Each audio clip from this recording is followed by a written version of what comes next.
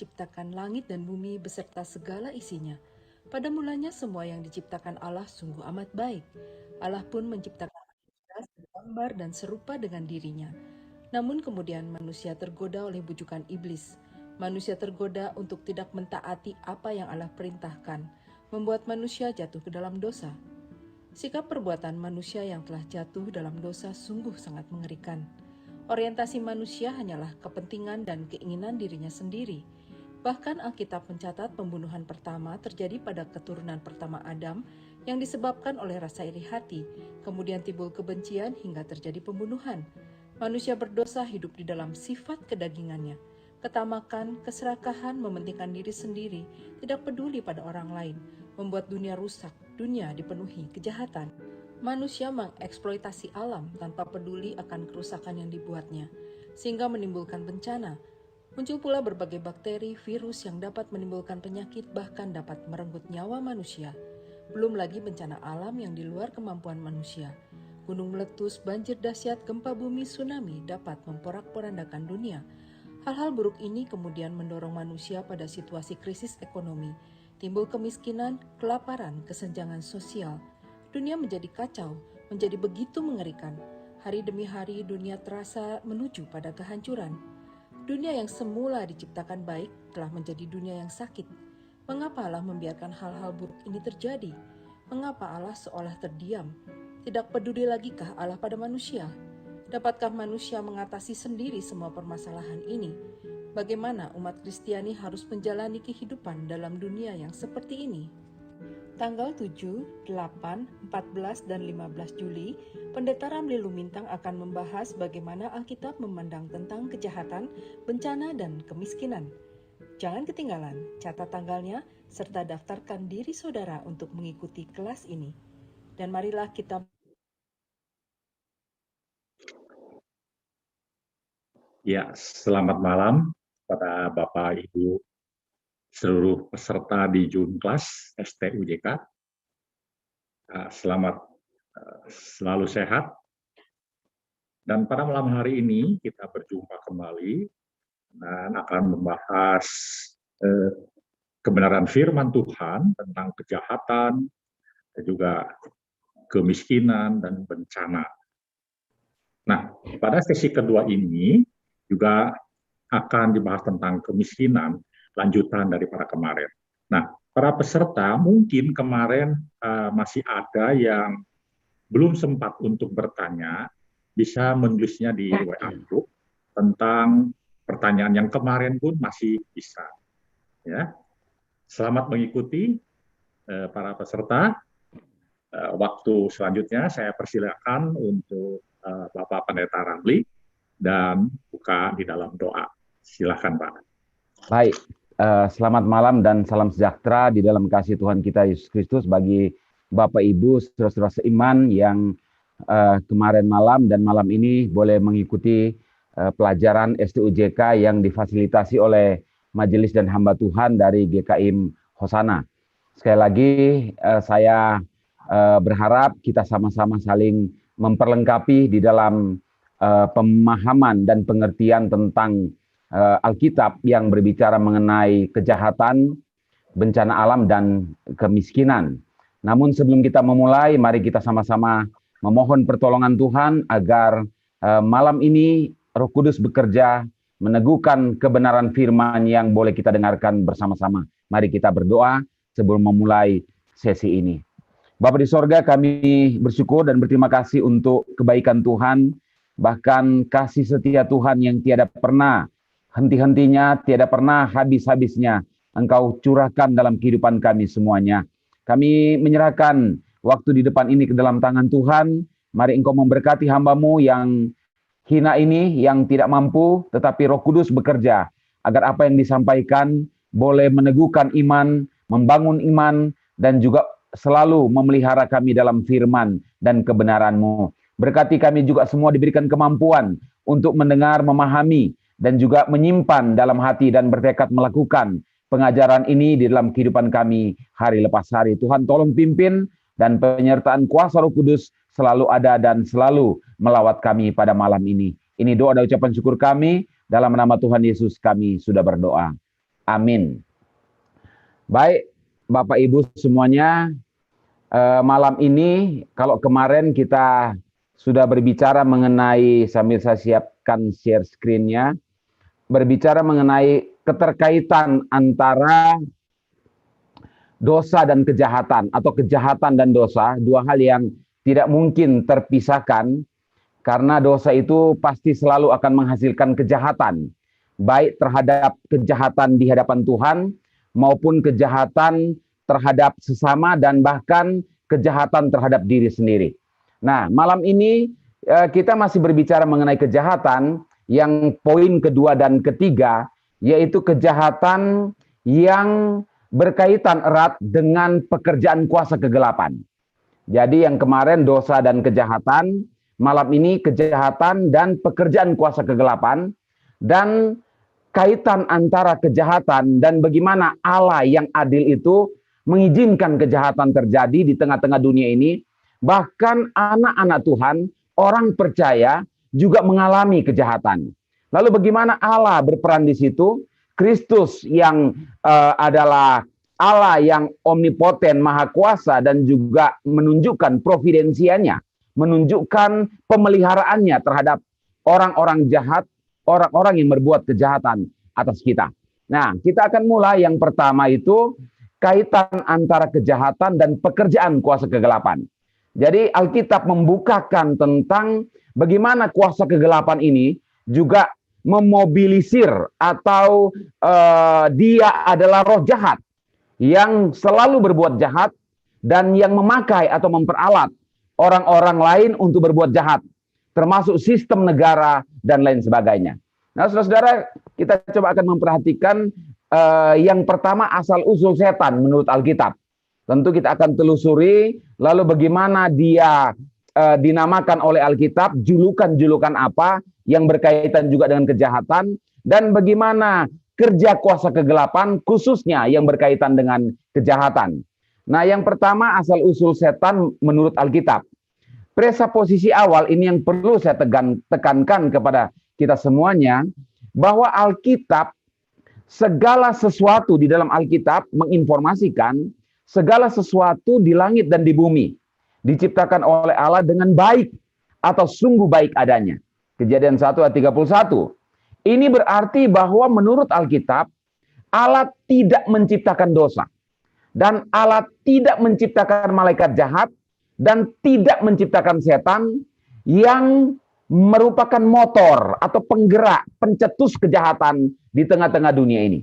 Jadi ini yang paling penting ya, presuposisi awal. Alkitab dengan jelas menekankan tentang seluruh diciptakan Allah baik dan sungguh amat baik, dan berarti Allah tidak menciptakan dosa, tidak menciptakan malaikat sehingga menjadi jahat, menjadi iblis, dan juga menjadi setan yang adalah motor daripada segala kejahatan yang terjadi di dalam dunia ini. Kemudian di dalam 2 Petrus 2 ayat 4 menjelaskan bahwa ada malaikat-malaikat yang berbuat dosa. Ini informasi yang kita bisa baca dari kitab 2 Petrus pasal 2 ayat 4. Ternyata ada malaikat yang berbuat dosa, tidak taat dan memberontak pada Allah. Ini paralel dengan Yudas 6. Ya, Yudas hanya satu pasal. Ayat yang ke-6 ini paralel dengan 2 Petrus pasal 2 ayat yang ke-4. Yang menekankan ada malaikat-malaikat yang berbuat dosa dan memberontak kepada Allah. Nah, kedua ayat ini, baik Petrus dan Yudas, memberikan informasi dan indikasi yang kuat bahwa ada malaikat-malaikat yang jatuh. Seperti yang tertulis di dalam Perjanjian Lama, misalnya Yesaya pasal 14, ayat 12 dan 15, informasi mengenai kejatuhan malaikat-malaikat dalam dosa kesombongan dan dosa pemberontakan. Ini saya kutip perkataan Wayne Grudem, seorang teolog PB dan sistematik yang sangat baik sekali. Dia juga menekankan itu. Ada kejatuhan malaikat-malaikat dalam dosa karena dosa kesombongan dan dosa pemberontakan yang mereka lakukan di hadapan Tuhan. Kemudian berdasarkan Yehezkel pasal 28 ayat 2 sampai 8 dan 15 sampai 18, di situ diinformasikan malaikat yang dituliskan namanya Lucifer Dia menyombongkan diri dan ingin menyamai yang maha tinggi. Kata bintang fajar dipakai dalam Alkitab Vulgata, bahasa Latin, dipakai kata Lucifer. Kemudian di dalam bahasa Ibrani memakai kata Helel. Dan dalam bahasa Yunani dipakai kata Phosphoros.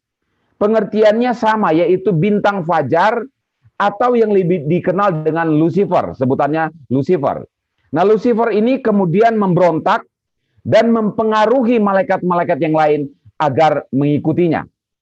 Lalu kita ke nama kuasa kegelapan atau setan yang tertulis sebanyak 52 kali dalam Alkitab dan sebanyak 40 julukan yang diberikan kepadanya, yang semuanya mencerminkan sifat jahat, karakter dan tindakan setan yang jahat. Nah, tadi asal mulanya dari penghulu malaikat sorgawi, salah satu penghulu seperti malaikat Jibril dan Mikael dan lain sebagainya, salah satunya Lucifer, dan dia itu adalah seorang malaikat yang tentu pada waktu Allah menciptakan semuanya harus melayani dia, tetapi dengan diberikan juga free will. Sehingga kita melihat di situ indikasi free will juga adalah pilihan antara ketaatan dan melawan. Nah, antara dia mau taat atau mau melawan Tuhan yang menciptakan dia. Dan kita melihat terjadi sekali saja dalam sejarah kekekalan, ada pemberontakan yang tadi kita sudah bahas, kitab Petrus dan kitab Yudas dan kitab Yeskel dan kitab Yesaya juga mengindikasikan hal yang sama. Dan banyak para teolog juga sepakat Lucifer ini adalah diberikan, dan semua malaikat tentu diberikan free will, ketaatan dan ketidaktaatan. Nah, Bapak Ibu, kalau kita mau tanya mengenai dari mana dia muncul kesombongan itu, apakah dipengaruhi dari luar dirinya atau dari dalam dirinya? Kalau kita buka peluang, ada yang mempengaruhi dia dari luar, lalu yang luar itu siapa? Tentu akan kita mencari seperti itu. Nah, di luar itu siapa juga yang mempengaruhi dia? Apakah dari dalam dirinya sendiri atau ada pihak luar? Nah, kalau pihak luar juga yang mempengaruhi dia, nanti akan terus-menerus dan tidak akan ketemu jawabannya.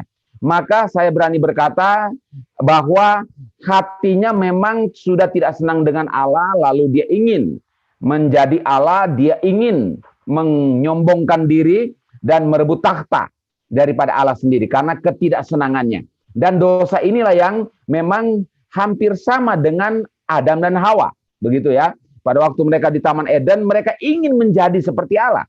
Ini tawaran iblis kepada mereka. Kalau ingin makan, silakan, walaupun dilarang. Waktu kamu makan, matamu akan terbuka dan menjadi seperti Allah.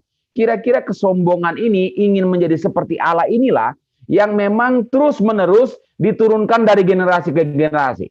Saudara-saudara, sebelum saya lanjut ini ya, menarik sekali karena dosa kesombongan ini dan ingin menjadi seperti Allah sebetulnya hari ini juga saya mau implementasikan ada di tengah-tengah kita. Nampak dari hamba-hamba Tuhan, maaf ya, saya tidak menyerang siapa-siapa ini, tapi Bapak Ibu coba cermati baik-baik. Ada hamba Tuhan yang gayanya itu seperti Tuhan begitu. Oke, sini-sini maju kalian, saya kasih Roh Kudus. Dan meminta Roh Kudus memerintah sampai ke situ. Nah, seolah-olah dia yang seperti Allah sanggup memerintah Roh Kudus dan memberi Roh Kudus begitu. Nah, saudara-saudara, disinilah kesombongan muncul dan menyamakan diri mereka seperti Allah. Karena mereka lupa Roh Kudus itu bukan sempalan dari Allah Tritunggal, bukan roh yang lebih rendah daripada Bapa, Anak dan Roh dan Anak, sehingga mereka ini lupa bahwa dia adalah Allah. Mereka tahu Roh Kudus itu lebih rendah sehingga bisa diatur dan disuruh. Toh saya anak Allah, saya derajatnya lebih tinggi, maka saya bisa perintah dan bisa atur dia. Nah, saudara-saudara, disinilah kejatuhan para hamba-hamba Tuhan yang menyamakan diri, bahkan lebih daripada Roh Kudus, sehingga Roh Kudus itu diatur-atur. Nah, Bapak Ibu pasti bisa melihat fenomena ini kalau Bapak Ibu rajin melihat YouTube khotbah-khotbah mereka itu dan ada di gereja mungkin yang Bapak Ibu pernah hadiri. Kalau begitu, bagaimana dengan mereka ini? Saya yakin Roh Kudus tidak serendah dengan apa yang mereka merendahkan atau mengatur-ngatur. Roh Kudus tidak boleh diatur, apalagi pemberian baptisan Roh Kudus tidak seperti itu, tidak boleh diatur. Dan konsep baptisan Roh Kudus, kepenuhan Roh Kudus juga sudah salah kaprah begitu dalam hal ini. Oke, itu yang saya mau relevansikan ke pengajaran yang sebelumnya, yang tadi itu karena Lucifer ini menyombongkan diri, akhirnya ada pemberontakan dan banyak malaikat yang mengikuti dia dalam kejatuhannya. Maka mereka menjadi setan dan menjadi iblis di dalam dunia ini. Lalu nama kuasa kegelapan itu sebanyak 40 julukan. Kemudian berikut saya coba memberikan garis besar saja terkait nama-nama kuasa kegelapan ini. Yang pertama setan, kata setan dari satanas atau daimonion, dan devil memiliki arti sebagai penentang, lawan, dan musuh Allah, serta orang percaya, sumber segala kejahatan. Jadi menentang Allah, kemudian menentang gerejanya, menentang orang percaya.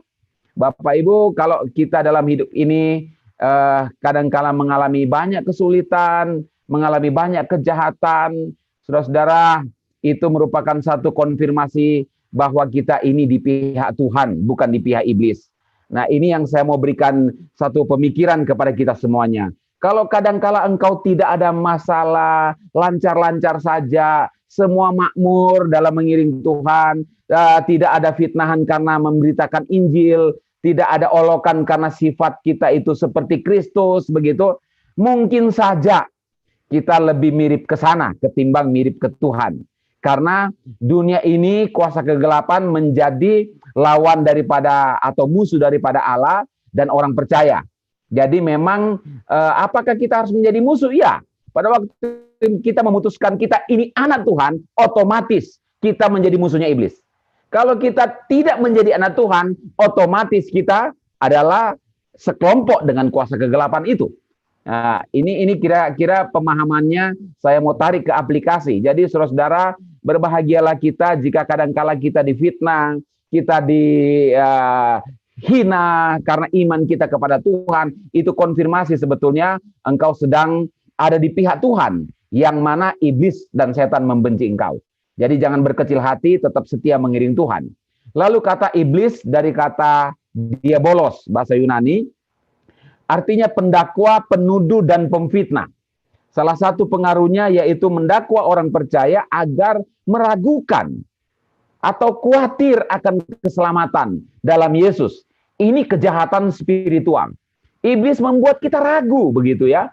Sudah iring Tuhan, setengah mati, lalu suatu waktu kita ada dalam masa-masa kita berfluktuasi, pertumbuhan imannya, ada masa kita mungkin ya sebagai manusia ya, darah dan daging ini, ada kekecewaan, ya mungkin, saya bicara fakta begitu ya, kecewa dengan rekan sepelayanan, lalu mulai mundur, lalu iblis datang menuduh. Nah ini buktinya, kamu mulai lemah ini, kamu itu sebetulnya bukan anak Tuhan, kamu itu pasti akan dibinasakan, mendakwa kita, membuat kita ragu. Akhirnya berpikir, apa betul seperti ini? Nah, kapan dia mulai dan sampai kapan? Iblis meragukan iman kita sejak kita percaya Tuhan. Sampai kapan? Sampai kita jumpa dengan Tuhan. Itu pekerjaan dia, mendakwa, menuduh kita. Kamu orang berdosa, kamu tidak layak, kamu tidak pantas. Makanya banyak orang Kristen akhirnya, ya sudahlah, saya mau jadi jemaat biasa karena saya tidak pantas kok mau melayani Tuhan. Nah, dalam hal ini Bapak Ibu sudah kalah karena dituduh didakwa dan kalah oleh tuduhan dan dakwaan itu. Maka kita harus lawan dakwaan itu, kita harus tetap setia melayani Tuhan, apapun tantangan yang kita hadapi. Walaupun ada tuduhan, ada dakwaan, bisa saja iblis pakai orang lain. Kamu belum sempurna kok mau melayani Tuhan. Ya, kamu kok ini banyak kekurangan. Suara kok masih kurang merdu, masih banyak fales, kok mau ikut paduan suara. Nah, ini tantangan, dakwaan, tuduhan. Secara sederhana saja saya kasih contoh. Nah, iblis bisa pakai orang lain untuk mendakwa kita. Kemudian yang berikut, si jahat. Alkitab memakai kata si jahat dari kata poneros, yaitu pribadi yang suka melakukan kejahatan, berkarakter jahat, dan bersifat jahat. Jadi setan ini, si jahat ini, iblis ini adalah poneros, pribadi yang suka melakukan kejahatan, kemudian juga menggoda orang lain untuk berbuat jahat. Jadi tujuan kerja si jahat ini yang dikatakan dalam Alkitab adalah memang dia jahat, kemudian mempengaruhi orang lain untuk berbuat jahat. Maka iblis Setan dan kuasa kegelapan itu atau si jahat itu adalah kerjaannya yaitu mempengaruhi orang untuk berbuat jahat. Lalu yang keempat, dia disebut malaikat terang. Dalam 2 Korintus 11 ayat 14, iblis menyamar sebagai malaikat terang untuk kejahatan. Nah, saudara-saudara, kadangkala ya kita mungkin kenal ada black magic, ada white magic. White magic ini yang sulit sekali kita bedakan. Kalau black magic ini sudah ketahuan. Misalnya dukun itu pakai sesajen, ada ayam putih yang harus dipotong, lalu dipakai mantra dan macam-macam. Ini black magic tapi kelihatan. Tapi saudara-saudara, maaf kata ya, saya latar belakang dari Sulawesi Utara, di sana sudah marak dengan white magic. Malah pakai doa Bapa kami. Begitu ya. Ada ayam ya sudah dipersembahkan, tapi ada doa Bapa kami, kelihatannya rohani banget, saudara. Nah, jangan sampai kita tertipu karena sekali lagi iblis bisa menyamar seperti malaikat terang. Dalam pengertian, dalam beragama pun dia bisa masuk ke situ. Tentu saudara-saudara, kita harus jeli dengan hal, kita harus semakin dekat dengan Tuhan untuk boleh membedakan mana yang memang betul dari Tuhan, malaikat dari Tuhan misalnya, dan mana yang bukan. Ini agak sulit sekali, karena dia menyamar. Kalau menyamar itu, dan jago dia menyamar, jago banget begitu ya. Seolah-olah dia terang, seolah-olah dia bawa Alkitab, seolah-olah dia orang Kristen, seolah-olah dia seorang yang beragama. Tetapi kalau kita melihat sekarang, bukan hanya di dalam kekristenan dia bekerja, di agama lain juga dia menyamar seperti malaikat terang. Mana bisa ada agama yang bisa menyuruh melukai orang atau berbuat jahat atas nama agama. Saudara, disitulah malaikat atau iblis itu berubah menjadi malaikat terang, mengatasnamakan agama. Dan hati-hati Bapak Ibu yang suka minta-minta penglihatan. Waduh, kemarin saya didatangin malaikat terang sekali begitu. Apakah dari Tuhan atau bukan? Kira-kira seperti itu. Nah, ini menjadi pergumulan kita, mungkin menjadi pertanyaan. Saya sering melihat itu kayak indigo begitu ya. Indigo, wah, lihat ini lewat bayangan begitu. Hati-hati, saya hanya mengatakan malaikat iblis bisa melakukan itu karena dia bisa menjadi malaikat terang. Dia penyamar ulung. Penyamar ulung di tengah-tengah hal rohani, dia bisa jadi rohani banget. Hati-hati ya, dia penyamar ulung. Tetapi Tuhan berkata, orang Kristen yang dipengaruhi oleh malaikat, yang menjadi malaikat terang kuasa kegelapan, dari buahnya lah kamu akan kenal mereka. Tentu seperti itu ya. Karakter dan sifat kita yang asli itu dari buah roh dan buah pertobatan. Kemudian yang keempat, kata dragon atau naga, serpent, ular. Identifikasi setan dengan nama naga dan ular ditemukan dalam Kejadian pasal 3 dan Wahyu pasal 20. Dalam pengungkapan Alkitab bahwa naga dan ular yaitu setan muncul sebagai objek penyembahan dan ibadah dalam bentuk patung. Jadi penyembahan-penyembahan yang ada patungnya, ada mediasinya itu lebih kepada satu pribadi dragon atau serpent, ular itu yang mau disembah karena dia mau merampas objek penyembahan orang percaya kepada Allah yang hidup untuk kepada dirinya sendiri. Nah, Bapak Ibu, hati-hati, objek penyembahan kita itu mungkin bisa bentuk barang, bisa bentuk patung, di mana hati kita melekat di situ. Bisa saja iblis pakai itu untuk menggeser objek penyembahan kita kepada Allah dan juga menggeser itu kepada benda atau sesuatu yang mengikat hati kita. Nah, kadangkala itu bisa jalan paralel, dan Tuhan kan tidak mau jangan ada padamu Allah lain begitu dalam bentuk benda dan patung-patung yang ada. Kemudian Belial, nama Belial sebutan untuk setan, muncul dalam 2 Korintus pasal 6 ayat 15. Belial artinya kedurhakaan, kegelapan, penyembahan berhala, kejahatan, memberhalakan sesuatu benda, ada kaitannya dengan yang tadi. Jadi ada kejahatan di situ. Kemudian Beelzebul, kata Beelzebul artinya penghulu setan, dalam Matius pasal 12 ayat 22-32 menjelaskan bahwa pekerjaan Beelzebul adalah merasuk, menetap di dalam hidup seseorang, menguasai dengan kuat untuk seseorang bisa berbuat tindak kejahatan melalui melukai dirinya atau melukai orang lain. Jadi ada kejahatan di situ, melukai diri atau melukai orang lain. Kemudian Abaddon atau Apollyon, kata Abaddon Ibrani atau Apollyon Yunani adalah malaikat jurang maut. Mereka menyeret orang-orang berbuat jahat dan akhirnya masuk ke dalam siksaan yang kekal atau api neraka. Jadi tugas Abaddon atau Apollyon ini menarik orang-orang untuk semakin berbuat jahat, apakah orang Kristen atau bukan Kristen, semua ditarik untuk berbuat jahat, sehingga mereka akan pada akhirnya masuk ke dalam api neraka. Lalu yang ke-10, Lucifer, penghulu penguasa angkasa.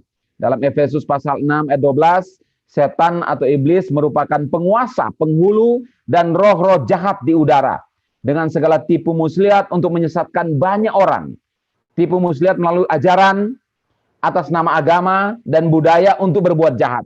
Tadi saya sudah singgung, mereka atau kuasa kegelapan, Lucifer sebagai penghulu penguasa angkasa ini, kita berperang melawan roh-roh yang ada di angkasa itu. Mereka ini adalah penipu, menyesatkan.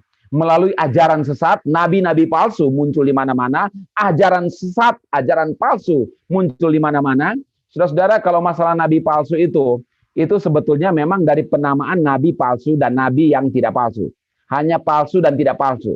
Tetapi saudara-saudara sebetulnya hampir mirip sekali. Ya, pengajarannya mirip sekali. Jadi orang kalau tidak misalnya ikut pendalaman STUJK yang disajikan oleh GKI Osana ini dengan topik-topik yang menarik, tentu pembahasan doktrinal juga.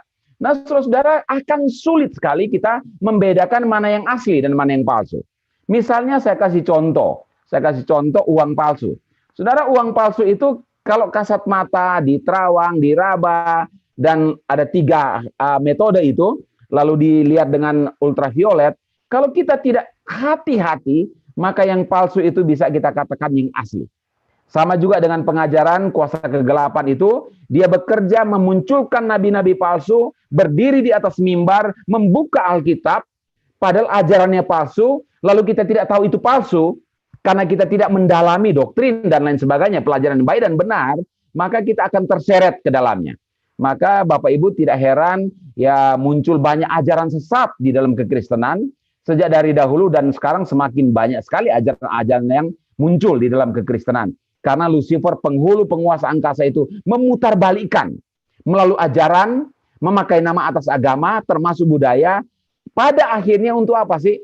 Praktek ajaran sesat selalu berujung kepada kejahatan. Kejahatan moral. Ya misalnya Satanic Church, gereja setan, pakai kata gereja tapi ada setan di situ. Mempersembahkan bayi, mengorbankan bayi, membunuhnya sebagai persembahan kepada setan atau kuasa kegelapan. Dan kita lihat kemudian pekerjaan setan ini menjadi sebuah strategi dia, yaitu pembunuh manusia baik jasmani dan rohani. Kejahatan mula-mula di Taman Eden kita tahu itu. Ya, kejahatan yang dilakukan kuasa kegelapan itu, iblis muncul untuk membunuh manusia secara jasmani, kemudian yang parah itu adalah secara kerohanian. Akhirnya manusia itu memilih dalam kehendak bebasnya untuk tidak taat kepada perintah Tuhan dan memilih godaan kuasa kegelapan untuk mengikutinya. Ini tanggung jawab kepada manusia yang digoda iblis, tidak taat kepada Tuhan. Lebih banyak mendengarkan kuasa kegelapan. Akhirnya mereka memang mati jasmani, kemudian juga mati secara rohani. Ini tujuan pekerjaan daripada kuasa kegelapan.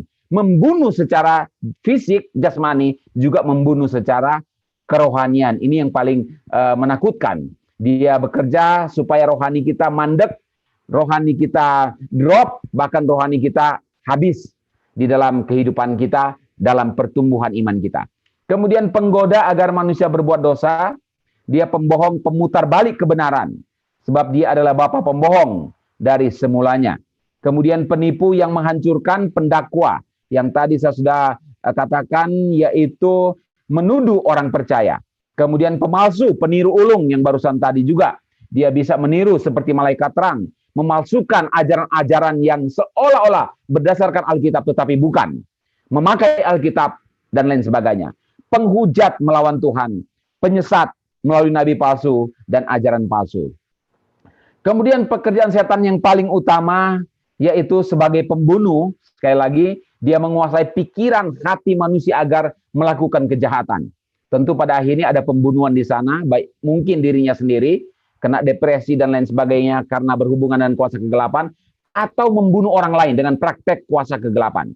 Lalu senjata setan yang ampuh adalah bohong dan dusta, membelokkan, memanipulasi, memalsukan ajaran kebenaran Tuhan, termasuk menyerongkan dan menyelewengkan agama dan kepercayaan, memunculkan ajaran sesat atau aliran sesat, termasuk gereja setan, kemudian membunuh dan ada korban nyawa di sana.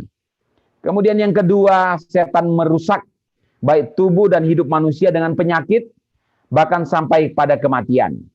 Nah, kemudian melalui perdukunan, black magic tadi itu, dan aliran musik, ada kekerasan dan ada kejahatan. Kalau kita memperhatikan praktek black magic ini, tentu pasti kalau tidak mengambil nyawa dia dan keluarga dia, tentu dia berusaha mengambil nyawa orang lain. Ini kejahatan. Lalu ada kekerasan. Kalau Bapak Ibu perhatikan musik-musik rock yang muncul tahun 60-an, itu ada praktek free sex, kemudian ada praktek tawuran massal, kekerasan massal, dan juga ada sampai kepada pembunuhan. Ini merupakan kejahatan di dalam praktek-praktek yang dilakukan oleh kuasa kegelapan yang termanifestasi di dalam perbuatan manusia. Nah, melalui penderitaan hidup, setan bisa memakai bencana alam. Nanti kita akan bahas minggu depan sesi bencana alam itu dan kemiskinan. Orang jahat dimunculkan, dipakai kuasa kegelapan, termasuk pemerintah untuk berbuat jahat atau ada kejahatan kemanusiaan. Misalnya di awal, saya sudah kasih contoh, Hitler membunuh satu ras Yahudi, ada genosida di berbagai daerah, dan membuat hidup manusia begitu menderita. Lalu yang ketiga, setan mau menguasai orang melalui kekerasan hati, kekerasan kepala, kebebalan agar selalu akan melakukan kejahatan. Jadi setan itu berusaha menguasai orang, dan orang yang di luar Tuhan itu gampang sekali dikuasai melalui kekerasan hati, kekerasan kepala atau bebal, sehingga tetap hidup di dalam kejahatan. Setan jahat, sadis, dan bengis, namun sekali lagi dia dikontrol oleh Tuhan. Dia berkuasa tapi tidak maha kuasa. Kitab Yeskiel dan Wahyu menginformasikan bahwa setan akan bertindak jahat, sadis, bengis kepada manusia, memperbudak, merusak, dan sedapat mungkin mempengaruhi sistem dalam masyarakat. Kemudian yang setan bapa pembohong, roh dusta, menginginkan manusia untuk selalu berbuat jahat, terus-menerus membohongi manusia dengan hal-hal yang manis. Kemudian setan itu roh yang memaksa dan memperbudak manusia untuk berbuat kejahatan. Setan memahami bahwa waktunya sudah dekat penghukumannya, karena itu dia bekerja lebih keras dan memaksa dengan segala cara, menggunakan berbagai cara. Dalam 1 Petrus 5 ayat 6 sampai 11, di situ dikatakan setan memaksa, menjerat, memperbudak manusia supaya terus hidup dalam perbuatan dosa dan kejahatan. Dan yang G itu, setan itu pengecut. Karena setelah membuat manusia berbuat jahat, dipengaruhi, digoda, dan dosa, serta kemudian manusia itu ditinggalkan mereka dalam penghukuman Tuhan. Contoh Adam dan Hawa. Ya, setelah mereka taat kepada godaan kuasa kegelapan, di mana iblis pada waktu itu? Selain mereka ketakutan bersembunyi karena mendapati diri mereka telanjang, mereka ketakutan di hadapan Tuhan. Waktu Tuhan mencari Adam dan Hawa, di mana kamu? Bukan Tuhan tidak tahu. Itu adalah kasih yang mau bertanya, mencari orang berdosa. Tapi pertanyaan besar, di mana iblis pada waktu itu? Apakah iblis berdiri di hadapan Allah mempertanggungjawabkan cobaan yang dia lakukan terhadap Adam dan Hawa? Tidak. Dia langsung menghilang dan membiarkan Adam dan Hawa di dalam penghukuman Tuhan. Nah, saudara, orang yang dikuasai setan itu setelah dia kuasai berbuat jahat, dicari setannya sudah tidak ada. Yang penting kamu dihukum oleh Tuhan dan dihukum oleh masyarakat. Kira-kira seperti itu. Dia pengecut, setelah manusia hancur, dia akan meninggalkan engkau sendirian. Nasib akhir kuasa kegelapan, setan berkuasa tapi sekali lagi tidak maha kuasa. Tuhan maha kuasa sanggup mengontrol kerjanya karena Allah kita adalah Allah yang omnipoten, Allah yang sangat berkuasa, maha kuasa. Tuhan sanggup melindungi dan memelihara anak-anaknya dari kuasa kegelapan. Kekalahan kuasa kegelapan kini dan di akhir melalui penghukuman yang kekal. Sekarang kuasa kegelapan dikalahkan melalui darah Yesus di kayu salib dan melalui kebangkitan Yesus di atas dari kematian, dan di akhir masa dunia ini dia akan dihukum bersama dengan pengikut-pengikutnya. Nah, ini kira-kira kaitan antara kuasa kegelapan dan kejahatan, karena kita masih membahas tentang topik kejahatan. Kemudian poin yang ketiga dari bagian kejahatan ini adalah kaitan antara keadilan Allah dan kejahatan. Kalau dipakai kata teologi, teodise. Teodise ini atau teodisi, keadilan Allah dalam problema kejahatan. Kata teodisi bukan istilah baku di dalam Alkitab, karena teodisi adalah istilah yang pertama kali dicetuskan oleh filsuf Jerman, yaitu Leibniz, yang berbicara mengenai keadilan Allah itu antara kebaikan dan kebenaran Allah dalam menghadapi kejahatan di dalam dunia ini. Nah, saudara-saudara, namun demikian istilah ini sebetulnya tidak asing sama sekali di dalam Alkitab. Karena istilah ini merupakan rangkuman yang menyeluruh adanya permasalahan tentang keadilan Allah yang terjadi pada umat Tuhan yang berkaitan dengan masalah kejahatan. Kalau Allah mengasihi, kenapa kok orang percaya itu mengalami kejahatan dari orang lain? Alkitab membuka itu, Bapak Ibu. Di dalam Perjanjian Baru kalau kita melihat Stefanus dirajam dengan batu, Paulus atau sebelum dia jadi Paulus, Saulus mengejar-ngejar, menyiksa orang Kristen mula-mula itu, dipenjarakan, dianiaya sampai dibunuh. Lalu di mana Tuhan itu? Kira-kira seperti itu kita bertanya. Kalau kita menderita sekarang karena kejahatan orang lain, lalu di mana keadilan Tuhan itu? Kita berharap sesegera mungkin Tuhan membalas mereka. Tetapi ternyata tidak terjadi, saudara-saudara. Ini yang menjadi pertanyaan besar. Di mana Tuhan ketika kita menghadapi ketidakadilan, menghadapi kejahatan, kita sudah berbuat baik, kita anak Tuhan. Nah, inilah yang kita akan bahas pada bagian ini terkait teodisi. Nah, saudara-saudara, teodisi dari kata Yunani theo, Allah, dan dikte, keputusan atau pertimbangan atau keadilan Allah. Jadi keadilan Allah terhadap dunia yang penuh dosa dan penuh dengan kejahatan. Sama kita bertanya, kenapa kejahatan itu kok tidak cepat-cepat disingkirkan? Kenapa malah orang yang berbuat jahat semakin makmur hidupnya? Orang Kristen iring Tuhan malah semakin susah hidupnya. Di mana keadilan Allah? Kita mempertanyakan itu. Mari coba kita perhatikan poin-poin berikutnya. Sekali lagi saya harus mengatakan pemikiran awal kita atau presuposisi awal kita sebagai berikut. Ini iman Kristen dan berdasarkan Alkitab. Sekali lagi, Allah bukan penyebab adanya dosa dan kejahatan dan penderitaan manusia. Maka tidak seorang pun yang dapat menemukan sebetulnya jawaban yang sempurna.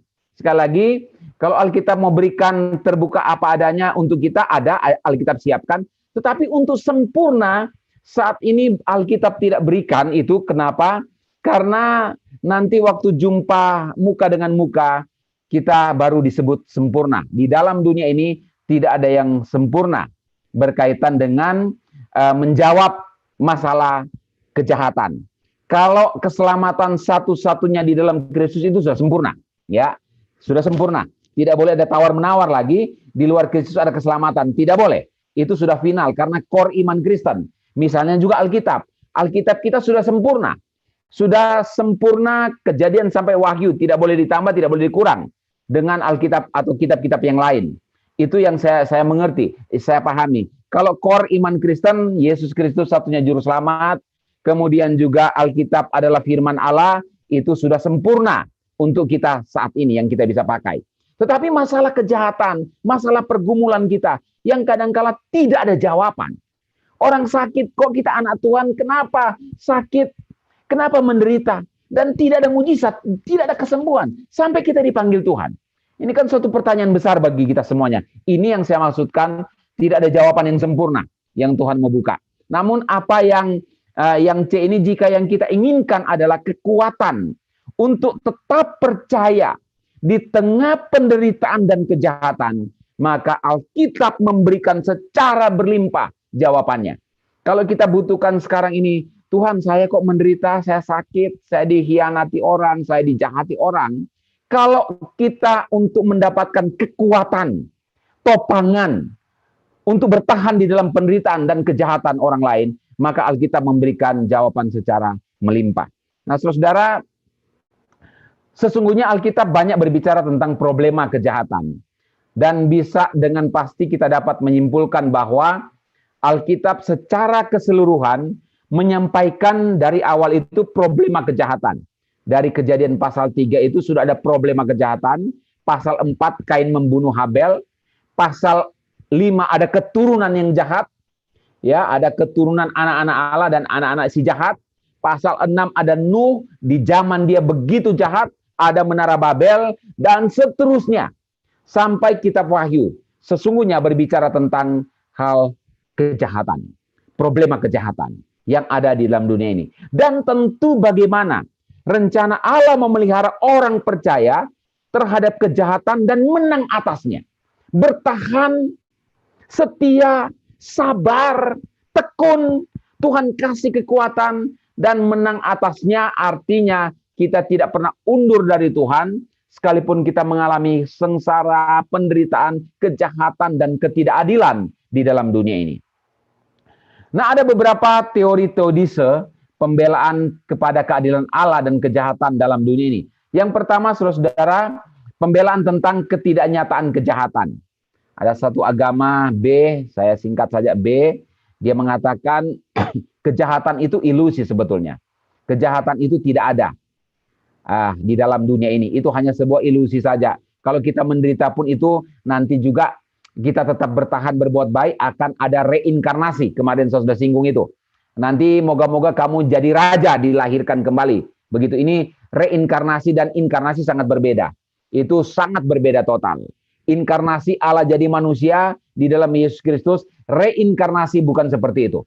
Reinkarnasi adalah pemahaman kalau kamu berbuat baik sekarang, nanti kamu akan dilahirkan nanti di dunia akan datang adalah orang yang berpangkat, berkedudukan atau kaya. Kalau sekarang kalian tidak baik atau berbuat jahat, maka nanti akan dilahirkan lebih rendah daripada itu. Nah, kita tidak menganut paham reinkarnasi, bukan. Tetapi inkarnasi, sangat berbeda, dua hal itu. Kemudian liberalisme mengatakan kejahatan dikualifikasikan ke non-keberadaan. Ia menggunakan ide ini untuk menghilangkan tanggung jawab Allah terhadap kejahatan, dalam arti Allah menciptakan semua keberadaan tetapi tidak bertanggung jawab atas kejahatan. Apakah benar begitu? Artinya dia melepas, Allah tidak ikut campur dengan kejahatan, artinya Allah tidak punya kekuatan untuk menahan satu kejahatan. Atau Allah tidak punya kemampuan untuk memproteksi, melindungi anak-anaknya, orang percayanya dari kejahatan. Jadi ini menurut pandangan liberalisme. Kemudian pembelaan kelemahan ilahi, Allah tidak mengatasi semua kejahatannya yang ada karena ia tidak dapat melakukannya. Meskipun ia melakukan yang terbaik. Ini dicetuskan seorang teolog yang bernama Kushner. Kemudian yang ketiga, pembelaan dunia memungkinkan yang terbaik. Artinya seorang filsuf yang tadi Leibniz itu mengatakan, dunia ini dengan segala kejahatannya, bagaimanapun merupakan dunia terbaik yang Allah dapat ciptakan. Contohnya, harus ada penderitaan jika ingin ada perasaan kasih kepada yang menderita. Jadi kita harus dijahati dulu, supaya kita tahu bagaimana orang lain yang kita tolong itu dijahati. Karena kita tahu betapa susahnya orang menjahati kita.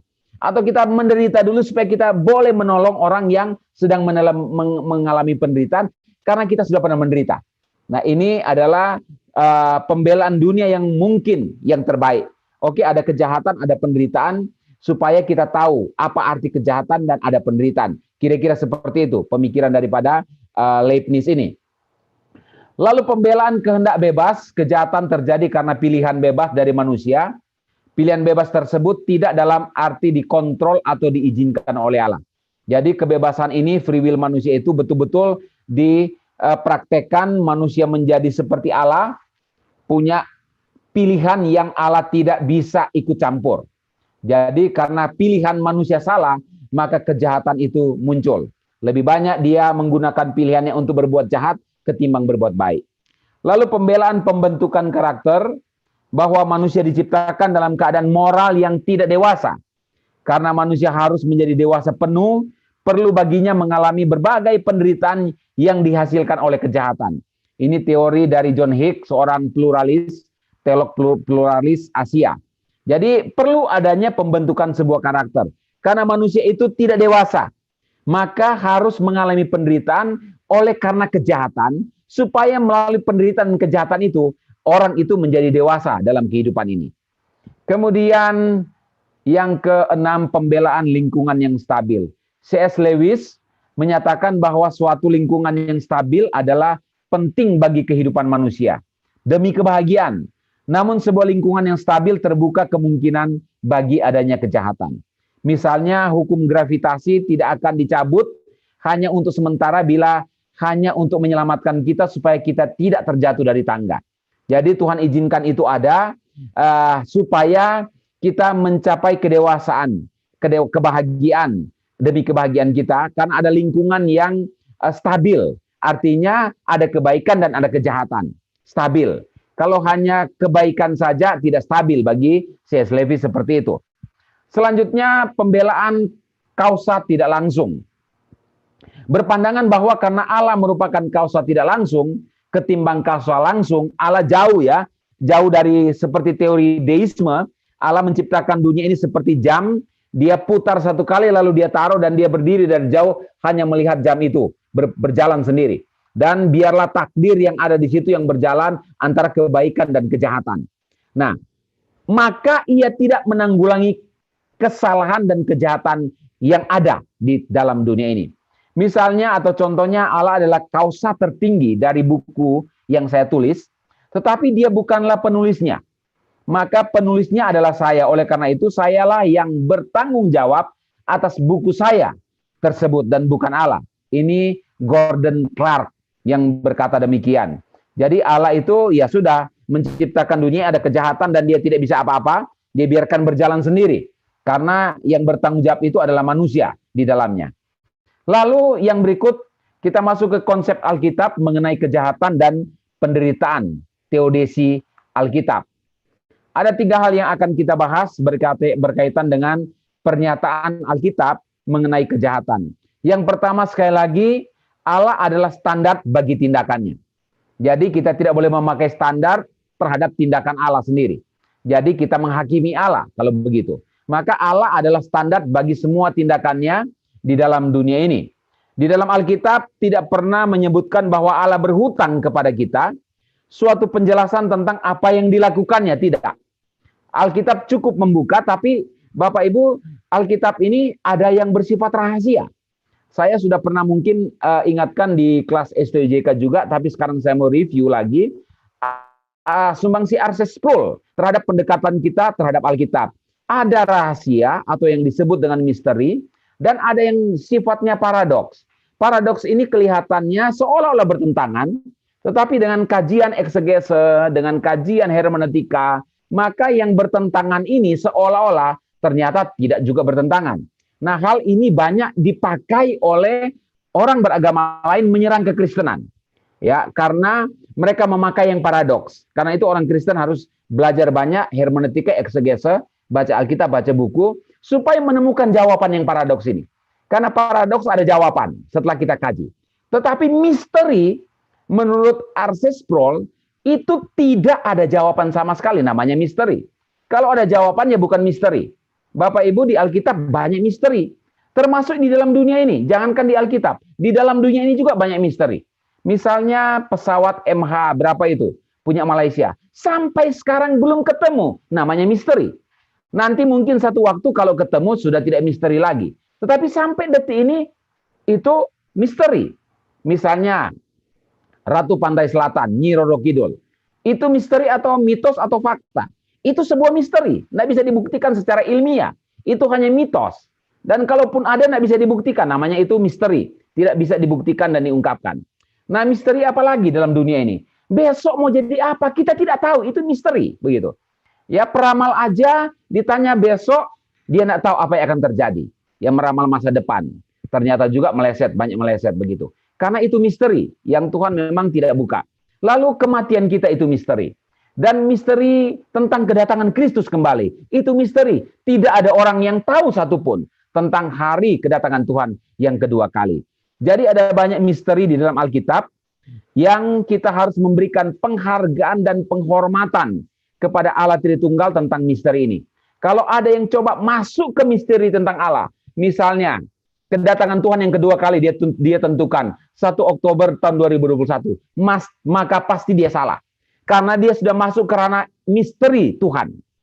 Lalu kalau ada juga orang yang katakan saya naik ke surga ini, saya ke surga ketemu Bapa sedang duduk di singgasana yang besar sekali. Kemudian Tuhan Yesus ya lagi nyiapin makanan. Roh Kudus di mana? Lagi ngepel-ngepel surga. Saudara, kita tidak tahu di surga sekarang sedang apa. Itu namanya ranah misteri. Kalau ada orang pendeta siapapun dia, yang mengatakan ke surga lalu mengungkapkan tentang surga yang misteri itu, maka misteri pasti benar dan ungkapan dia pasti salah. Sekali lagi ya, misalnya kedatangan Tuhan kedua kali. Kalau ada orang yang memastikan tentang kedatangan Tuhan kedua kali, maka tetap misteri yang benar, ungkapan dia salah. Karena dia mengungkapkan sesuatu yang Tuhan tutup. Nah, saudara-saudara, ini penting untuk kita pahami bersama-sama. Karena apa yang Tuhan lakukan sampai hari ini, kita masih dalam ranah misteri. Tapi kadangkala ada yang Tuhan bukakan, khususnya terkait dengan kejahatan. Kemudian sejumlah bagian Alkitab, problema kejahatan muncul kepada pembacanya. Misalnya, dalam Kejadian pasal 3. Coba kita perhatikan beberapa hal. Kita sering berharap dalam Kejadian pasal 3 itu yang ada cerita tentang fakta kejatuhan manusia. Kita berharap ada rinciannya. Mengenai bagaimana sih iblis masuk tiba-tiba sudah di pohon. Apakah iblis itu sudah dalam bentuk ular, atau karena belum dikutuk dia itu masih seperti orang ngumpet di belakang pohon. Ini satu yang tidak diungkapkan secara terang benderang. Walaupun kita mengharapkan hal itu ada, saudara-saudara. Kemudian dari mana asal ular itu kok tiba-tiba masuk di Taman Eden? Jika mula-mula semua ciptaan manusia itu baik, bagaimana menjadi jahat begitu? Lalu bagaimana setan diizinkan masuk ke Taman Eden secara tiba-tiba dan kemudian menggoda Hawa? Nah, ini sebuah misteri yang sulit kita tembus karena memang Alkitab bicara hanya sebagian besar saja, garis besar saja dari peristiwa di Taman Eden. Nah, kemudian jika Allah baik, mengapa ia menetapkan peristiwa di Taman Eden? Jika Allah menetapkan sebelumnya, dengan hak apa dia menghukum mereka?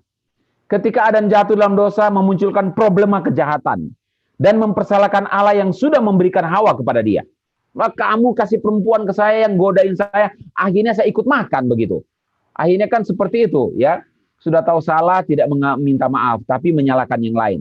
Nah, Allah tidak memberikan dasar pemikiran apapun atas semua yang telah ia lakukan di dalam sejarah dunia ini. Allah menunjuk hanya satu, Adam kamu bersalah, melanggar aturan, melanggar ketaatan saya. Sudah. Saya sudah larang, tapi kamu langgar. Kamu salah, sudah. Kira-kira seperti itu. Nah, kemudian free will masuk, diberikan Tuhan untuk memilih.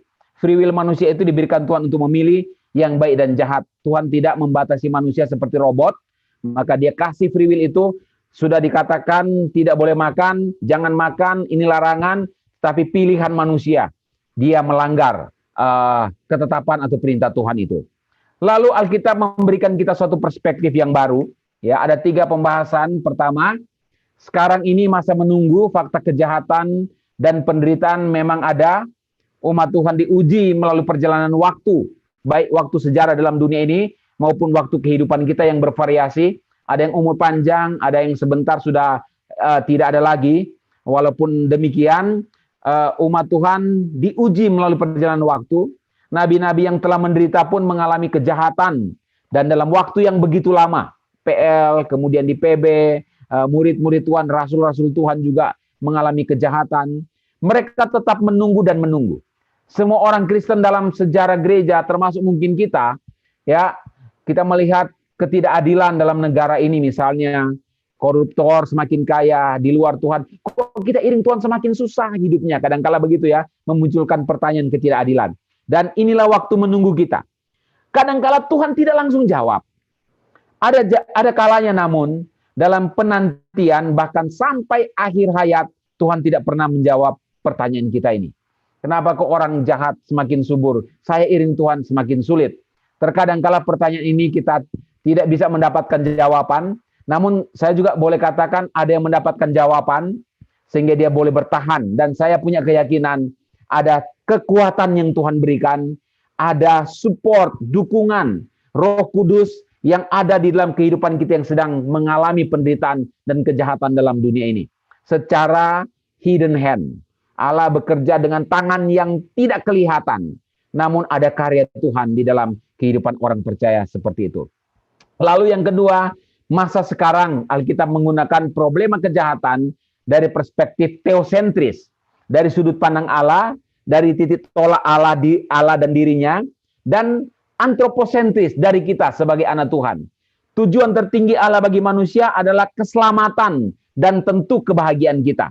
Searah dengan itu, tujuan Allah juga adalah agar manusia memuliakan Dia dan menyukakan Allah selamanya. Walaupun pada saat yang sama, Allah mengizinkan adanya kejahatan dan penderitaan. Maka itu kita perlu ketaatan. Allah tidak pernah menyingkirkan kejahatan itu dari kita. Dan kadangkala kita juga menderita, tidak pernah tersingkirkan penderitaan itu dalam hidup kita. Namun satu hal yang kita mohon dari Tuhan, biarlah kita dimampukan oleh Tuhan di dalam masa-masa penderitaan ini sekalipun, di masa-masa sukar dan sulit sekalipun, bahkan ada ketidakadilan dan kejahatan yang kita dapatkan, kita minta Tuhan kuatkan topang saya, supaya iman saya tetap setia.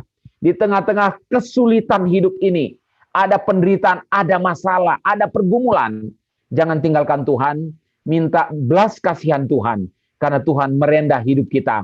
Di dalam kesulitan hidup ini, Tuhan sedang merendah, merancang sesuatu yang semakin menguatkan iman kita pada akhirnya. Lalu, penderitaan akibat kejahatan hanya sementara, tetapi kemuliaan itu kekal dan kadang hal itu dipakai Allah untuk mencapai tujuan rencananya bagi hidup kita. Seperti yang saya katakan tadi, Tuhan tidak menyingkirkan penderitaan, Tuhan tidak mengangkat kejahatan atau tidak meniadakan kejahatan itu dalam hidup ini. Sekalipun kadang-kala kita doa, Tuhan, jauhkan aku dari kejahatan. Ya, jauhkan aku dari sakit penyakit, jauhkan aku dari penderitaan ini. Kadang-kala Tuhan tidak akan jauhkan itu, karena itu kalau bisa kita doakan, Tuhan teguhkan iman saya di dalam. Ya, baik Bapak Ibu. Boleh dilanjut, Pak. Tadi sudah selesai bahannya, sudah habis sampai di situ sebetulnya. Ibu.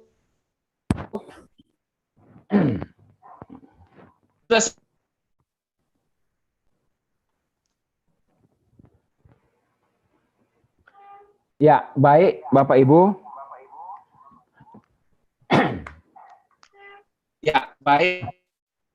Saya lanjut ya. Ya.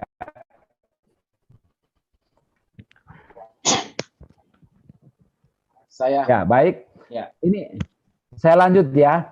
Tadi sebetulnya slide-nya sudah selesai, sudah habis, pas putus itu sudah habis sebetulnya. Ini. Yang saya mau jelaskan kembali, ini tiba-tiba maaf putus semua koneksi di sini. Saya coba masuk lewat HP, tapi ini sudah bisa langsung mulai lagi. Baik, kita sudah selesai karena sudah jam juga dan memang pembahasan sudah selesai. Pak Kunchoro.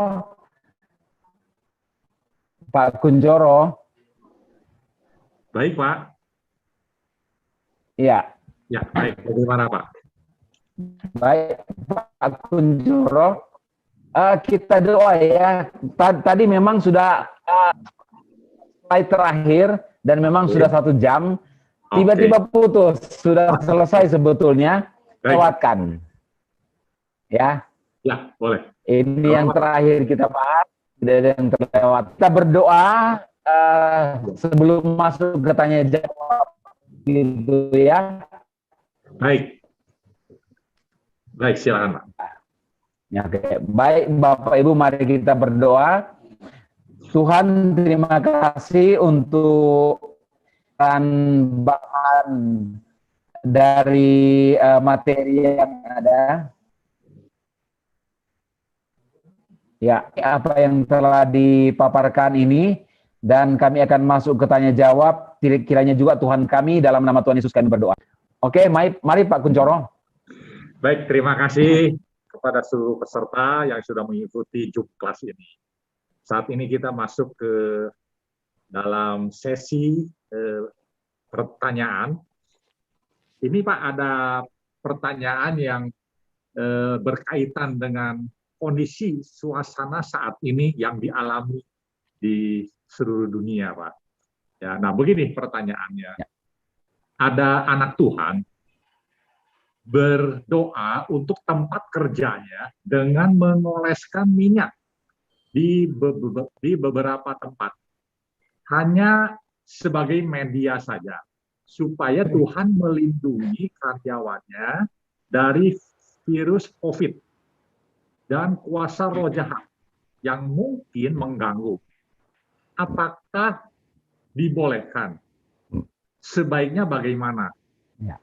Itu Pak. Oke, baik, terima kasih. Ya, terima kasih pertanyaannya.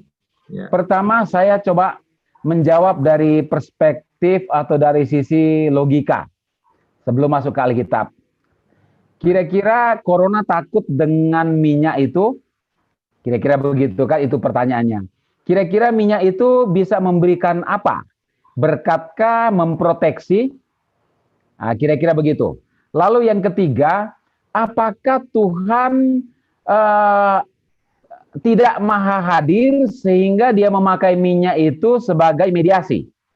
Sebagai mediasi. Dan pengganti dalam nama Tuhan Yesus, kan begitu. Nah, saya akan jawab secara Alkitabiah. Memang di Alkitab ada ayat-ayat yang menggunakan minyak hanya dua saja begitu ya. Hanya dua bagian yang ada di kitab Yakobus kalau tidak salah, Penatua mengoleskan minyak bagi yang sakit, dan di PL juga ada yang memakai minyak urapan dan lain sebagainya. Kalau minyak urapan yang di dalam perjanjian lama itu kan simbol sebetulnya pneumatologi hadir di sana. Saya mengajar Roh Kudus, doktrin Roh Kudus, kehadiran Roh Kudus di perjanjian lama sudah ada simbolnya yaitu minyak, seperti mengurapi raja. Karena Nabi datang, kemudian tanda pengurapan itu pun salah satu tanda kehadiran Roh Kudus di dalam perjanjian lama melalui minyak. Kemudian ada juga tanda melalui petir, tanda melalui badai, itu kehadiran Roh Kudus. Nah, kalau dalam perjanjian baru, minyak itu memang zaman itu kalau mau dilihat konteks, belum ada misalnya masuk angin. Nah, sekarang kita kalau masuk angin, ada obat masuk angin tidak kira-kira misalnya? Sekarang ilmu kedokteran dan ilmu medis itu sudah sangat canggih sekali dibandingkan dengan 2000 sekian tahun yang lampau begitu. Maka minyak salah satunya adalah dioleskan supaya bisa menyembuhkan penyakit. Jadi minyak itu seperti obat zaman sekarang. Sama juga dengan minum anggur tapi sedikit, karena itu anggur baik untuk pencernaan zaman itu. Kalau sekarang untuk obat pencernaan itu, apakah tetap harus minum anggur? Tidak juga begitu, karena sudah ada penemuan medis yang lebih valid, lebih berdaya guna untuk menyembuhkan sakit usus dan mungkin sakit pencernaan kita.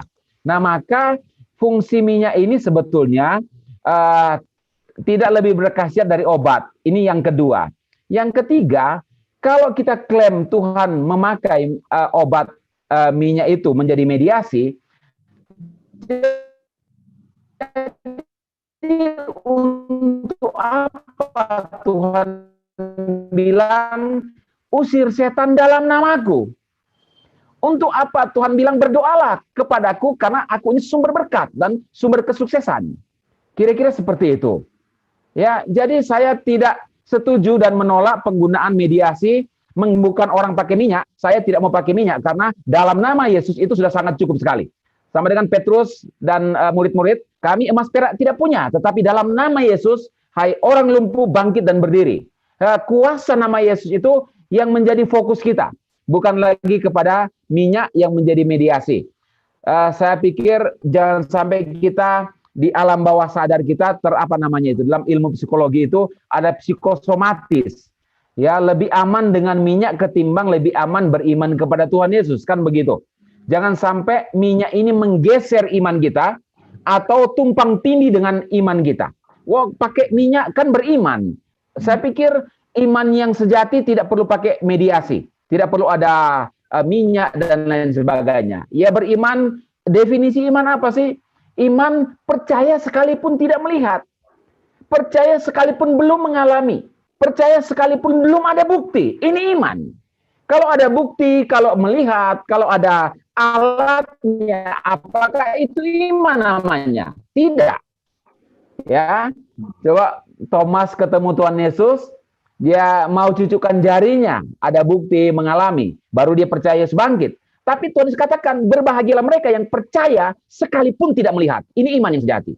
Jadi tidak usah ada minyak lagi, kita percaya kepada Kristus yang walaupun kita tidak lihat, tapi beriman sungguh-sungguh, percaya sekalipun tidak melihat.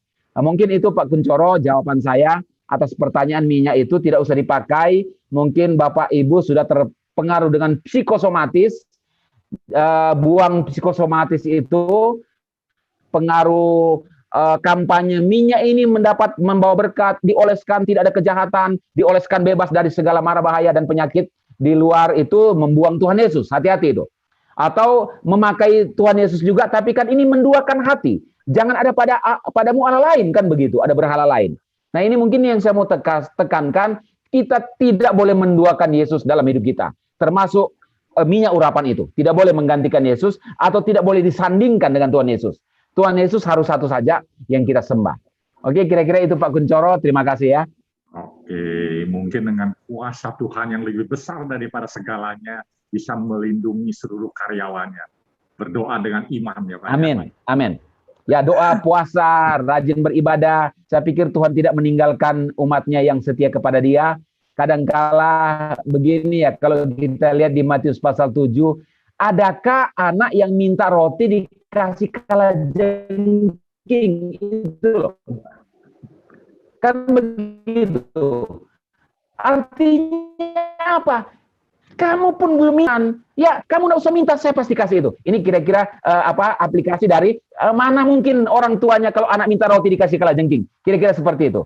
Lalu akan bertanya kan, kalau gitu nggak usah doa. Nggak, jangan harus berdoa, karena doa itu adalah nafas kehidupan kita, adalah ketergantungan kita kepada Tuhan. Bagaimana kita mau bergantung kepada Tuhan kalau tidak berdoa? Jadi tujuan doa itu bergantung sepenuhnya kepada Tuhan, bukan minta-minta, kira-kira begitu ya. Boleh sih meminta, Tuhan suruh, tetapi kebergantungan kita itu yang paling penting dalam doa. Kira-kira itu, kedekatan dengan Tuhan. Ya, oke, baik. Kira-kira tambahan dari saya, Pak Kuncoro.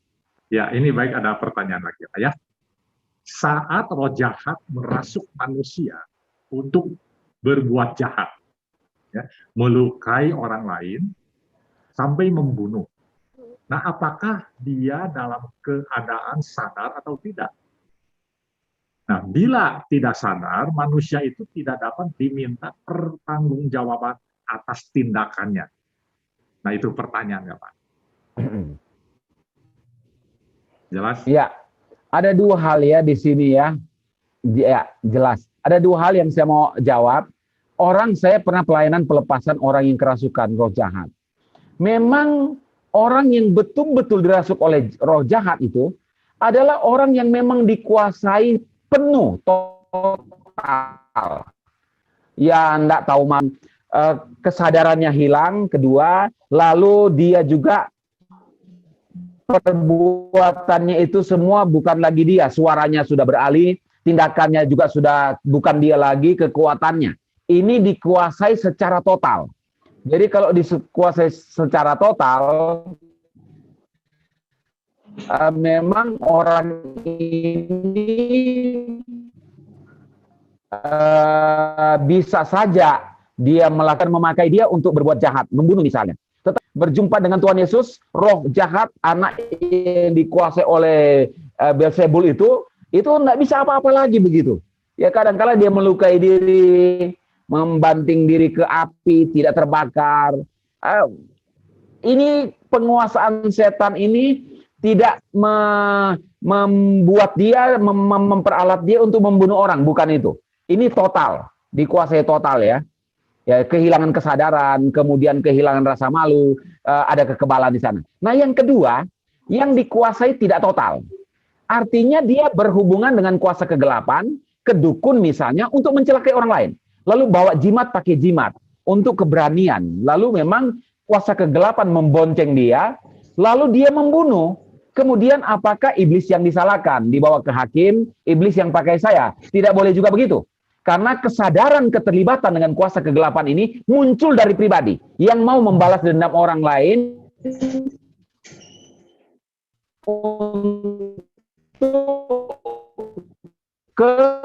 ke dukun minta kekuatan supaya bisa membalas yang terjadi. Kalau dikuasai penuh diri, iblis, setan menguasai dia untuk menghancurkan diri. Yang kedua, tidak penuh.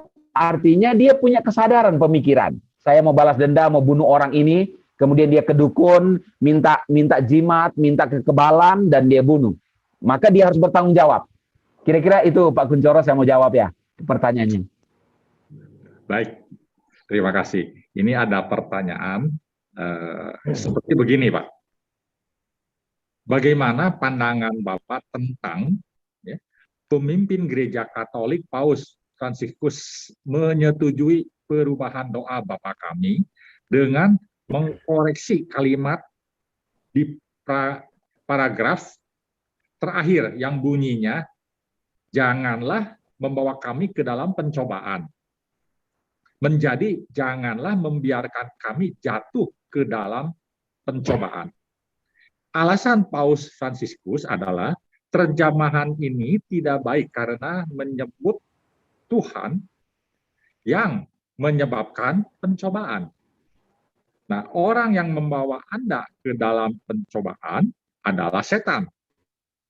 Itu adalah peran setan. Nah, bagaimana tanggapan Bapak tentang doa Bapa Kami?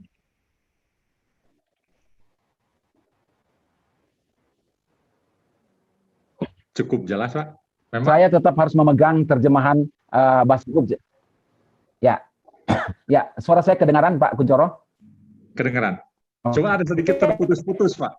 Oh, oke, baik. Baik, saya ulangi lagi ya. Doa Bapa Kami yang tertulis di LAI sekarang sudah bagus, tidak boleh ditambah, tidak boleh dikurangi lagi. Dalam penerjemahan penyalinannya dari NIV, kemudian King James Version itu sudah bagus. Nah, saya tidak heran karena begini, Kristen K itu, ya, RK itu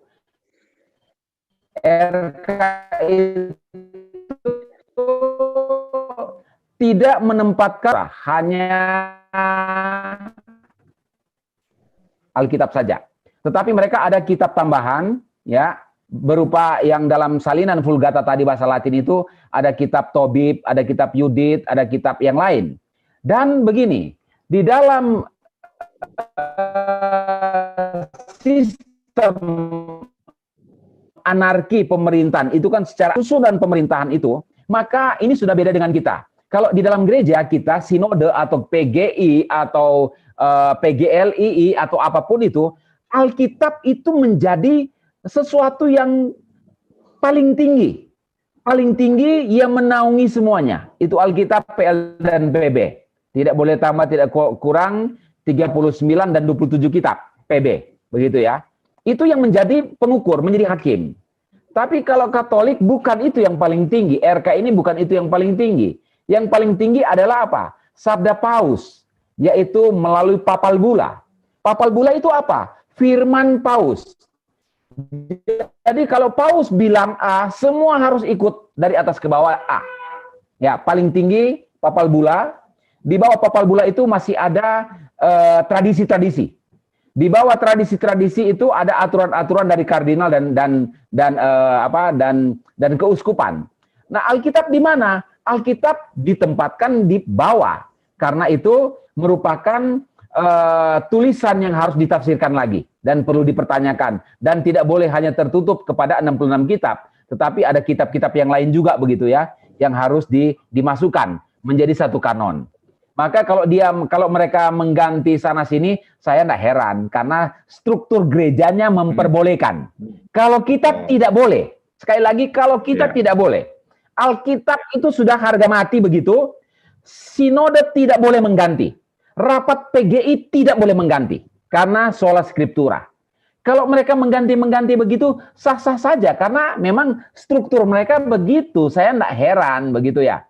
Kalau LGBT akhirnya mereka oke kan juga, itu kan papal bula, artinya firman paus. Boleh. Jadi saya nggak kaget, nggak heran. Karena sistem gereja RK-nya memang begitu. Ya, kalau saya mau tentang, maka saya melawan papal bula dong. Ya, siapa kamu? Papal bula ini firman paus yang lebih tinggi daripada firman Tuhan. Itu wakil Allah di dalam dunia ini, penerus Paulus dan lain sebagainya, kan begitu. Wakil, nggak boleh salah. Karena begitu. Ya. Nah, ini jawaban saya. Kalau saya menanggapi itu, ya itu memang sistem gerejanya begitu. Saya nggak bisa buat apa-apa begitu. Ya, kira-kira seperti itu, Pak Kunchoro. Sah-sah saja sih kalau menurut saya bagi apa pemerintahan gereja mereka. Kalau kita punya sinode atau PGI atau apa, enggak sah. Kita harus lawan karena Alkitab paling tinggi, enggak boleh diganti, enggak boleh ditambah, enggak boleh dikurang. Kira-kira seperti itu. Dulu saya tahu ada teolog di STT di Jakarta mau mengganti, ada banyak yang mau diganti. Tapi ada banyak juga yang bereaksi, enggak boleh karena Alkitab itu sudah final. Nggak boleh diganti, nggak boleh ditambah, nggak boleh dikurang, ya kira-kira seperti itu. Pak Kunchoro, terima kasih ya. Baik. Oke, baik. Baik Pak. Ini ada pertanyaan lagi ya Pak ya. Manusia bisa berbuat dosa di dalam dirinya sendiri tanpa ada pengaruh, godaan apapun dari iblis, seperti si jahat. Nah, dari mana dia dapat karakter jahat itu? Dan antikris termasuk kejahatan, pengaruh dari mana? Nah itu Pak pertanyaannya. Ya, baik, terima kasih pertanyaannya. Tentu saya harus bertolak dari dosa warisan. Jadi orang moralis itu pun, orang yang saleh itu pun, orang yang bertapa itu pun di mata Tuhan dia jahat karena mewarisi dosa warisan dari Adam dan Hawa. Total depravity itu, kerusakan total dari Adam dan Hawa itu diturunkan, diwariskan. Maka semua yang lahir itu sudah berdosa. Tidak ada yang lahir itu seperti kertas putih, tabula rasa. Kemarin saya sudah tegaskan itu. Seperti agama lain punya konsep yang berbeda dengan kita. Ya, ada kelahiran yang tanpa dosa, tabula rasa. Itu teorinya. Tetapi saya menganut, dan kebanyakan teologi reform juga dalam kekristenan menganut dosa warisan. Maka benih dosa itulah yang dia bisa muncul dari dalam dirinya. Misalnya yang saya kasih contoh kemarin, Kain tahu dari mana? Kok bisa ada membunuh Habel? Dia tidak melihat papanya bunuh Hawa misalnya, papanya bunuh siapa-siapa, atau mungkin bisa jadi, ini penafsiran saya yang mungkin agak terlalu berimajinasi misalnya. Oh, dia lihat papanya bunuh kambing untuk dimakan. Wah, saya bunuh Habel, cara membunuh kambing papanya. Bisa saja, bisa juga tidak, kira-kira kan begitu. Tetapi benih itu, dosa itu, sudah ada dalam diri untuk berbuat jahat. Itu yang pertama. Semua orang dilahirkan dalam keadaan berdosa. Itu semua begitu. Tidak ada yang dilahirkan dalam keadaan suci dan kudus. Kemudian yang kedua, yang tadi itu Pak Kunchoro, maaf, itu ada antikris atau apa itu?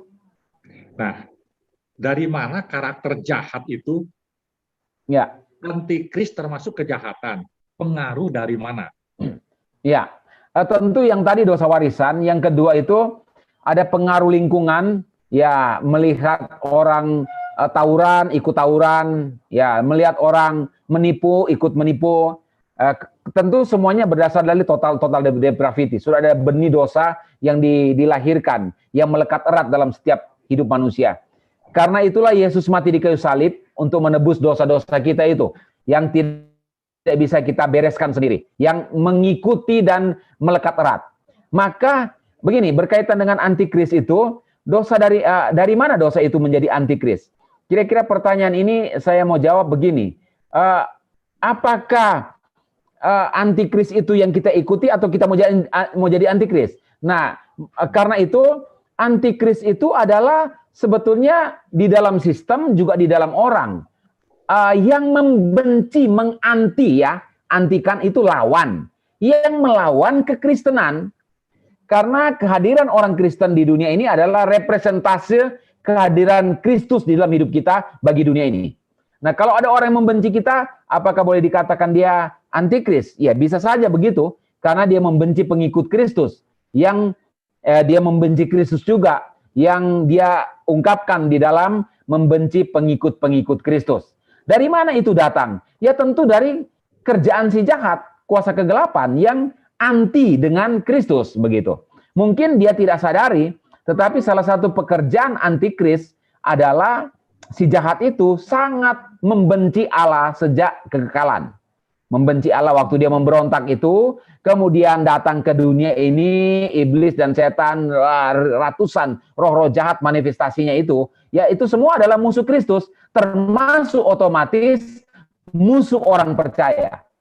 Yang tadi di awal saya bilang, kalau kita dekat dengan Tuhan Yesus, kita menjadi musuh roh-roh jahat. Kalau kita dekat dengan roh-roh jahat, ya pasti kita tidak menjadi bagian dari umat Tuhan, kan begitu. Nah, kira-kira seperti itu. Ya, Pak Kuncoro. Baik, terima kasih. Ini ada satu lagi pertanyaan ya, Pak ya. Begini, izin bertanya, apakah salah kita sebagai orang percaya ikut melakukan doa bersama dengan macam-macam agama lain? Apakah diperbolehkan? Gitu, Pak. Jelas, Pak?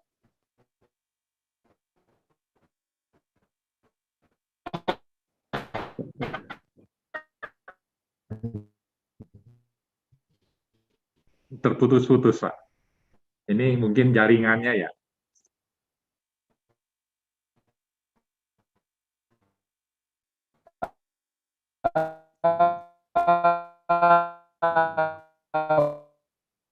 Pak Kuncoro, coba diulang. Tadi ada putus-putus tadi terakhir, Pak. Maaf, nggak kedengaran. Ya, betul.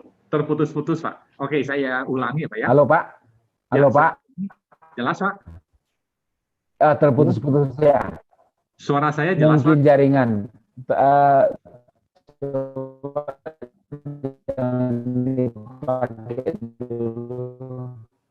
Ya.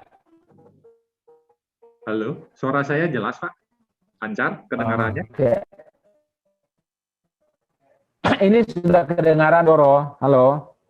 Halo. Sudah ya? Oke. Terputus-putus ya. Pak. Bisa saya ulangi, Pak?